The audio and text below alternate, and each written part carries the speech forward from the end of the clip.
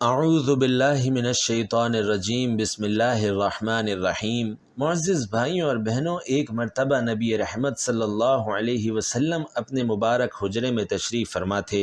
آپ صلی اللہ علیہ وسلم نے دیکھا کہ حضرت علی شیر خدا رضی اللہ تعالی عنہ اپنے دونوں شہزادوں یعنی حسنین کریمین کے ہمراہ نبی کریم صلی اللہ علیہ وسلم کی خدمت اقدس میں تشریف لا رہے ہیں۔ نبی کریم صلی اللہ علیہ وسلم انہیں دیکھ کر بہت ہی زیادہ خوش ہوئے۔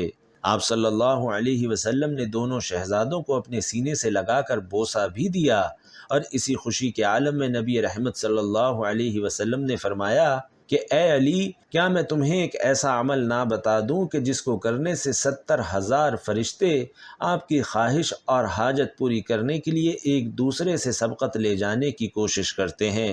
حضرت علی رضی اللہ تعالی عنہ نے عرض کی کہ یا رسول اللہ، ضرور فرمائیے۔ تو آپ صلی اللہ علیہ وسلم نے حضرت علی رضی اللہ تعالی عنہ کو ایسا کون سا عمل بتایا؟ ناظرین، اس عمل کو اس ویڈیو میں بیان کریں گے۔ بھائیوں اور بہنوں، ایک مرتبہ یمن کے ایک تاجر نے پہلی مرتبہ اپنے بیٹے کو تجارت کے لیے بھیجا، اور حضرت محمد صلی اللہ علیہ وسلم نے جو کلمات حضرت علی رضی اللہ تعالی عنہ کو بتائے تھے، حضرت علی نے وہ کلمات عام کر دیے۔ یہ سلسلہ اسی طرح چلتا رہا، اور تاجر نے وہی کلمات پڑھ کر اپنے دل میں یہ خواہش کی کہ میرا بیٹا خیر و عافیت کے ساتھ اپنی پہلی تجارت کر کے واپس آ جائے۔ اس تاجر نے خوشی خوشی اپنے بیٹے کو ایک کشتی پر سوار کر دیا، جبکہ کچھ اور لوگ بھی کشتی پر سفر کر رہے تھے۔ تو اس سمندر میں سے ایک آواز دینے والے کی آواز سنائی دی، لیکن اس کی صورت نظر نہ آئی۔ اس آواز دینے والے نے کہا کہ اگر کوئی شخص مجھے 10,000 دینار دے دے تو میں اس کو ایک ایسا وظیفہ بتا دوں گا کہ اگر وہ ہلاکت کے قریب بھی پہنچ گیا ہو اور اس وظیفے کو پڑھ لے تو تمام بلائیں اور مصیبتیں اس سے ٹل جائیں۔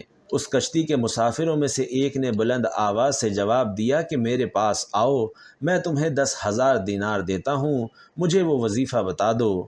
تو آواز آئی کہ تم اپنے دیناروں کو سمندر کے اندر ڈال دو، مجھے وہ مل جائیں گے، اور میں تمہیں وہ وظیفہ بتا دوں گا۔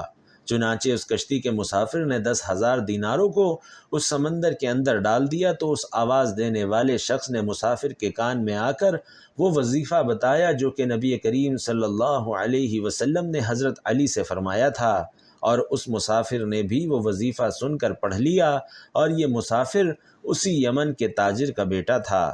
آواز دینے والے نے اس سے کہا کہ تجھے جب بھی کوئی مصیبت پڑے تو اس وظیفے کو پڑھ لیا کر، جبکہ یہ سن کر کشتی کے دوسرے تمام مسافروں نے اس کا مذاق اڑایا اور کہا کہ تو نے اپنی کثیر رقم سمندر میں پھینک کر ضائع کر دی۔ تاجر کے بیٹے نے جواب دیا کہ ہرگز نہیں، میں نے اپنی دولت کو ضائع نہیں کیا، اور مجھے اس بات میں کوئی شبہ نہیں کہ مجھے قرآن پاک کی آیت ضرور نفع دے گی۔ لہٰذا اس کے چند گھنٹے بعد ہی وہ کشتی چلتی رہی، اور پھر اچانک طوفان کی موجوں سے وہ کشتی ٹوٹ کر بکھر گئی، اور سوائے اس تاجر کے بیٹے کے اس کشتی کا کوئی آدمی بھی زندہ نہ بچا۔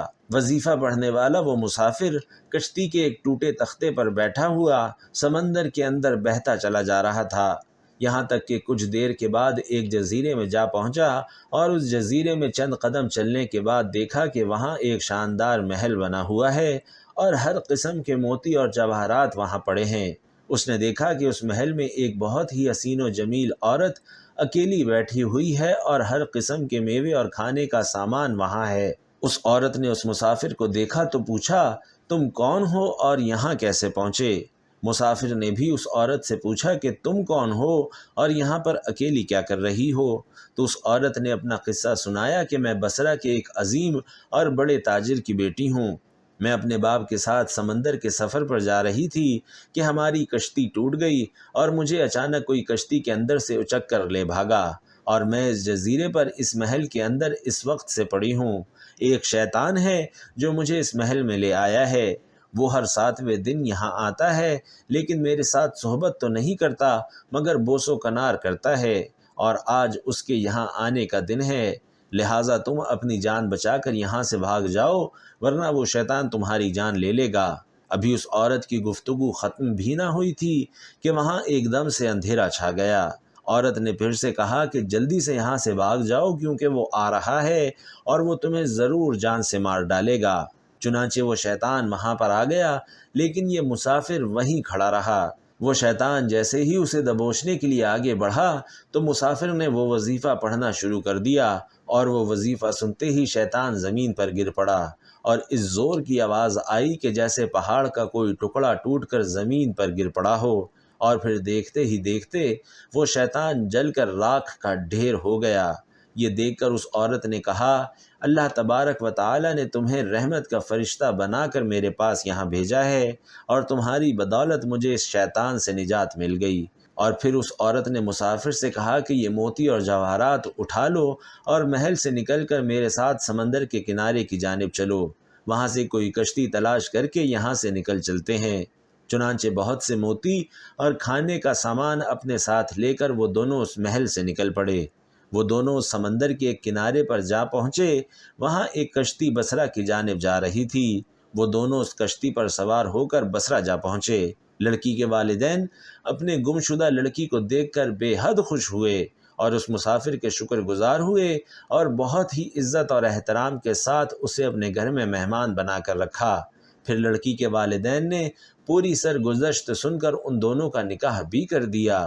وہ دونوں میاں بیوی بن کر رہنے لگے، اور تمام موتی اور جواہرات جو وہ اس جزیرے سے لے کر آئے تھے وہ ان دونوں کی مشترکہ دولت بن گئے۔ اس عورت سے اللہ تعالیٰ نے اس مرد کو کچھ بچے بھی عطا کر دیے، اور وہ دونوں نہایتی محبت اور احترام کے ساتھ اپنی زندگی بسر کرنے لگے۔ اور یہ سب اس وظیفے کا کمال تھا جو حضرت محمد صلی اللہ علیہ وسلم نے حضرت علی کو بتایا تھا۔ معزز بھائیوں اور بہنوں، حضرت انس رضی اللہ تعالی عنہ سے ایک حدیث مروی ہے کہ ہم لوگ ایک جنگ میں نبی کریم صلی اللہ علیہ وسلم کے ساتھ تھے کہ راستے میں ایک آواز سنائی دی کہ یا اللہ، تو مجھے حضرت محمد صلی اللہ علیہ وسلم کی امت میں سے کر دے۔ تو آپ صلی اللہ علیہ وسلم نے حضرت انس سے فرمایا کہ اے انس، تم اس آواز کا پتہ لگاؤ۔ تو میں اس پہاڑ کے اندر داخل ہو گیا۔ میں نے دیکھا کہ ایک آدمی نہایت ہی سفید لباس میں ملبوس، لمبی داڑھی والا وہاں پر موجود تھا۔ اس نے مجھے دیکھا تو مجھ سے پوچھا کہ کیا تم رسول اللہ صلی اللہ علیہ وسلم کے صحابی ہو؟ تو میں نے عرض کیا جی ہاں، میں ان کا صحابی ہوں۔ تو انہوں نے فرمایا کہ تم جا کر حضور سے میرا سلام عرض کر دو، اور کہہ دو کہ آپ کے بھائی الیاس علیہ السلام آپ سے ملاقات کا ارادہ رکھتے ہیں۔ چنانچہ میں نے واپس آ کر نبی کریم صلی اللہ علیہ وسلم سے وہ سارا معاملہ عرض کر دیا۔ تو آپ صلی اللہ علیہ وسلم مجھے اپنے ساتھ لے کر پہاڑ کے اندر روانہ ہو گئے۔ جب ان کے قریب پہنچے تو میں پیچھے ہٹ گیا۔ پھر دونوں صاحبان دیر تک گفتگو فرماتے رہے، اور پھر آسمان سے ایک دسترخوان اترا تو نبی کریم صلی اللہ علیہ وسلم نے مجھے اپنے پاس بلایا، اور میں نے ان دونوں حضرات کے ساتھ کھانا کھایا۔ جب ہم کھانے سے فارغ ہو چکے تو آسمان سے ایک بدلی آئی، اور وہ حضرت الیاس علیہ السلام کو اٹھا کر آسمان کی طرف لے گئی، اور میں ان کے سفید لباس کو دیکھتا رہ گیا۔ معزز بھائیوں اور بہنوں، حضرت عبداللہ ابن عباس رضی اللہ تعالی عنہ بیان کرتے ہیں کہ نجران کے عیسائی جب نبی کریم صلی اللہ علیہ وسلم کی خدمت اقدس میں حاضر ہوئے تو یہود و نصارہ نے لڑائی شروع کر دی۔ عیسائی کہتے کہ حضرت ابراہیم علیہ السلام عیسائیوں کے مذہب پر تھے، جبکہ یہودی کہتے کہ حضرت ابراہیم علیہ السلام یہودیوں کے مذہب پر تھے۔ تو اللہ تبارک و تعالی نے وحی نازل فرما دی۔ حضرت جبرائیل علیہ السلام نبی کریم صلی اللہ علیہ وسلم کی خدمت میں عرض گزار ہوئے۔ تب آپ صلی اللہ علیہ وسلم نے فرمایا کہ تم حضرت ابراہیم کے بارے میں کیوں جھگڑتے ہو؟ تورات اور انجیل تو حضرت ابراہیم علیہ السلام کے بعد نازل ہوئی، تو حضرت ابراہیم علیہ السلام ان کے پیروکار کیسے ہو سکتے ہیں؟ نبی کریم صلی اللہ علیہ وسلم نے انہیں دین حق کی دعوت دی۔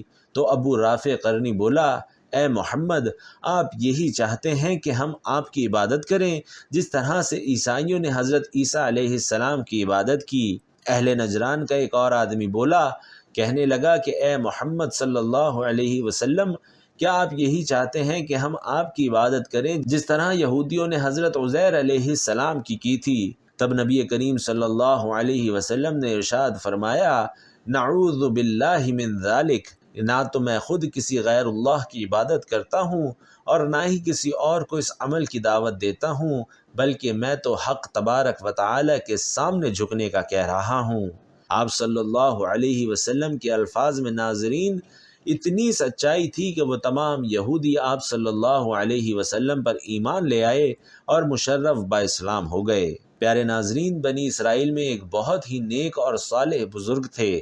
ان کا ایک ہی بچہ تھا جو کہ نابالغ تھا۔ ان کے پاس صرف ایک گائے کی بچھیا تھی۔ اس بزرگ نے اپنی وفات کے قریب اس بچیا کو جنگل میں لے جا کر ایک غار کے پاس یہ کہہ کر چھوڑ دیا کہ یا اللہ، میں اس بچیا کو اس وقت تک تیری امانت میں دیتا ہوں کہ جب تک میرا بچہ بالغ نہ ہو جائے۔ اس کے بعد ان بزرگ کی وفات ہو گئی۔ وہ بچیا جوان ہو کر درمیانی عمر کی ہو گئی اور نابالغ بچہ بڑا ہو کر اپنی ماں کا بہت ہی فرما بردار اور انتہائی نیک ہو گیا۔ اس نے اپنی رات کو 3 حصوں میں تقسیم کر رکھا تھا۔ ایک حصے میں سوتا اور ایک حصے میں عبادت کرتا، جبکہ ایک حصے میں اپنی ماں کی خدمت کیا کرتا اور روزانہ جنگل سے لکڑیاں کاٹ کر لاتا تھا اور پھر انہیں فروخت کر کے 1/3 رقم صدقہ کر دیتا، 1/3 رقم اپنی ذات پر خرچ کر لیتا، جبکہ 1/3 رقم اپنی والدہ کو دے دیتا۔ ایک دن لڑکے کی ماں نے کہا کہ میرے پیارے بیٹے، تمہارے باپ نے میراث میں ایک بچیا کو چھوڑا تھا جس کو انہوں نے فلاں جھاڑی کے پاس جنگل میں اللہ کی امانت میں سونپ دیا تھا۔ اب تم اس جھاڑی کے پاس جا کر یوں دعا مانگو کہ اے خداوند کریم، میرے باپ کی چھوڑی ہوئی امانت مجھے واپس دے دے، اور اس بچیا کی نشانی یہ ہے کہ وہ پیلے رنگ کی ہے اور اس کی کھال اس طرح سے چمک رہی ہوگی جیسے سورج کی ہلکی ہلکی کرنیں ہوں۔ یہ سن کر وہ لڑکا جنگل میں اس جھاڑی کے پاس گیا اور دعا کی تو فوراً ہی وہ گائے دوڑتی ہوئی آ گئی اور لڑکے کے پاس کھڑی ہو گئی۔ لڑکا اس کو پکڑ کر گھر لایا تو اس کی ماں نے کہا، میرے بیٹے، تم اس گائے کو لے جا کر بازار میں 3 درہم میں فروخت کر ڈالو، لیکن کسی گاہک کو بغیر میرے مشورے کے مت دینا۔ ان دنوں میں بازار میں گائے کی قیمت 3 دینار ہی ہوا کرتی تھی۔ بازار میں ایک گاہک آیا جو در حقیقت ایک فرشتہ تھا۔ اس نے کہا کہ میں اس گائے کی قیمت 3 دینار سے زیادہ دوں گا مگر تم اپنی ماں سے مشورہ کیے بغیر اپنی گائے میرے ہاتھ فروخت کر ڈالو۔ اس لڑکے نے کہا کہ تم کتنی ہی زیادہ اس گائے کی قیمت دو، لیکن میں اپنی ماں سے مشورہ کیے بغیر ہرگز اس گائے کو فروخت نہیں کروں گا۔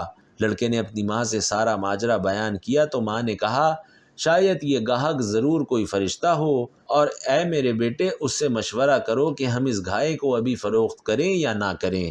چنانچہ اس لڑکے نے بازار میں جا کر جب اس گاہک سے مشورہ کیا تو اس نے کہا کہ ابھی تم اس گائے کو فروخت نہ کرو، آئندہ اس گائے کو حضرت موسیٰ علیہ السلام کے لوگ خریدیں گے۔ تم اس گائے کی چمڑی میں سونا بھر کر اس گائے کی قیمت طلب کرنا، تو وہ لوگ اتنی ہی قیمت دے کر خریدیں گے۔ چنانچہ چند ہی دنوں کے بعد بنی اسرائیل کے ایک بہت ہی مالدار آدمی کو، جس کا نام عامیل تھا، اس کے چچا کے 2 لڑکوں نے عامیل کو قتل کر دیا اور اس کی لاش کو ایک ویرانے میں ڈال دیا۔ صبح کو قاتل کی تلاش شروع ہوئی، لیکن جب قاتل نہ ملا تو کچھ لوگ حضرت موسیٰ علیہ السلام کی خدمت میں حاضر ہوئے۔